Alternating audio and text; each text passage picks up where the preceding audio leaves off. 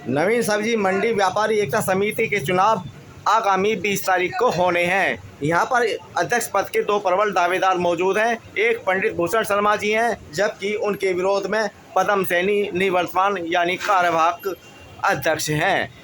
यहाँ पर अगर वोटों की बात करी जाए तो 268 मतदाता अध्यक्ष पद पर किसी एक की दावेदारी पुख्ता करेंगे।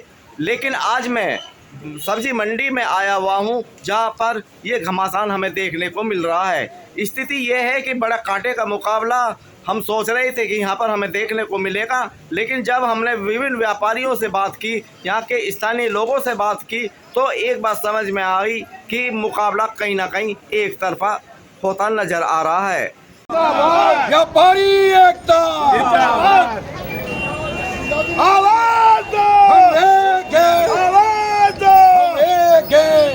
मैं जिस जगह पर बैठा हुआ हूं, आप देख सकते हैं कि बड़ी संख्या में यहाँ पर पंडित भूषण शर्मा जी के जो समर्थक हैं बैठे हुए हैं। उनका केवल एक ही ध्येय है कि किसी भी तरीके से पंडित भूषण शर्मा जी को एक बार फिर से अध्यक्ष बनाया जाए।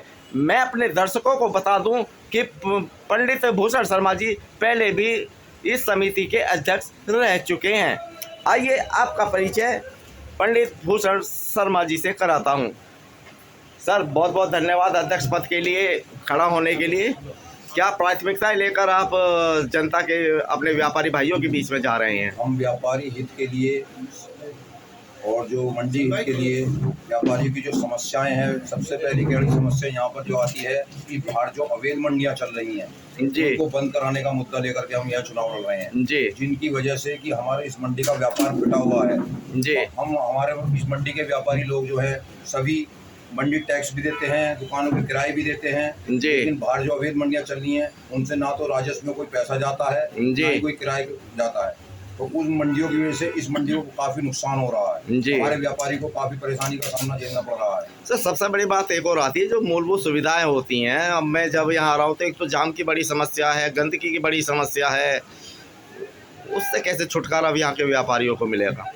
ये जो पिछले कार्यकाल में हमारे अध्यक्ष रहे हैं पदम सैनी जी, उनके समय से ये ऐसा होता रहा है। हमारे कार्यकाल में ऐसा कभी नहीं हुआ। उनके कार्यकाल में ना ही तो सफाई का कार्य ठीक तरीके से हो पाया, ना ही पानी की व्यवस्था सुचारू रूप से चल पाई। जनता यहाँ त्राहीमाम पानी से करती रही जी। हमने अपने कार्यकाल में 90 लाइटें, 4 समरसीबल, 4 वाटर कूलर मशीनें पास कराई थी, जो कि वो भी नहीं लगवा पाए क्योंकि हमारा कार्यकाल पूरा हो चुका था।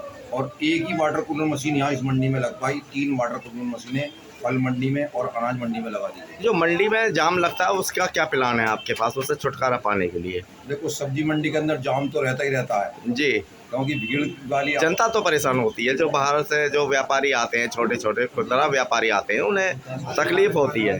हमारे कार्यकाल में ऐसा नहीं रहा। हमने जो जाम की स्थिति, उनको सभी को सड़क से पीछे, मतलब जो सड़क पर बैठे हुए हैं उनको पीछे बैठाया जी। ये इनके कार्यकाल में रहा जो जाम की स्थिति पैदा हुई। पूर्व अध्यक्ष हैं और वर्तमान में भी अध्यक्ष पद का जो चुनाव लड़ रहे हैं सैनी साहब, इनके कार्यकाल के बारे में कुछ टिप्पणी करेंगे आप? ये चुनाव जीतने के बाद में ये तो आप अगर जब सब्जी मंडी में घूमेंगे तो आपको जनता बताएगी जी। क्या बताएं, जनता बताएगी। आपका पूरा समर्थन हमें सभी व्यापारी भाइयों का पूरा समर्थन मिल रहा है। कोई विशेष संदेश व्यापारी भाइयों के लिए? व्यापारियों के लिए हम हमेशा रात दिन खड़े मिले हैं। जो भी कोई उनकी समस्या है उनके लिए लड़ते रहे हैं, चाहे वह मंडी की समस्या हो, चाहे मंडी से बाहर की समस्या हो जी। जब कभी भी हमें व्यापारी भाई ने याद किया, उनके लिए 24 घंटे में अवेलेबल जी। जब मैं सब्जी मंडी में प्रवेश कर रहा था तो मुझे वहाँ पर अवैध रूप से सब्जी मंडी चलती हुई मिली। इस पर आपकी क्या योजना रही, या आपने उसकी शासन प्रशासन से क्या कोई कार्रवाई के लिए की मांग की है?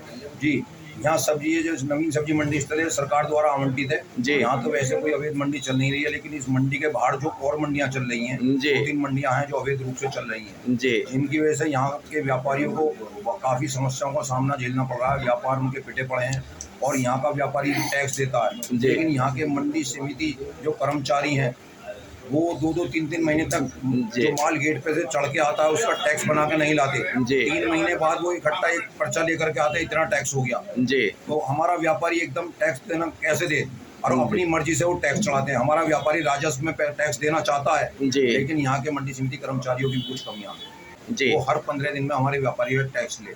अच्छा, अब तक कितने दिनों में लिया जाता है? 3 महीने 4 महीने पहले जो था सरकार के द्वारा जी। रोजाना एंट्री दुकानों को होती थी। मंडी समिति का एक सेक्टर अधिकारी आता था, दुकानों पे एंट्री करता था, माल की टैक्स चढ़ाता था, 15 दिन में टैक्स दे दिया जाता था। आपने शासन प्रशासन से इसकी शिकायत करी है कभी? सभी प्रशासनिक अधिकारियों से हमने इसको लिखित रूप में अवगत कराते आ रहे हैं और हमने लखनऊ तक भी माननीय मुख्यमंत्री के जनता दरबार में इस बात की शिकायत डाली।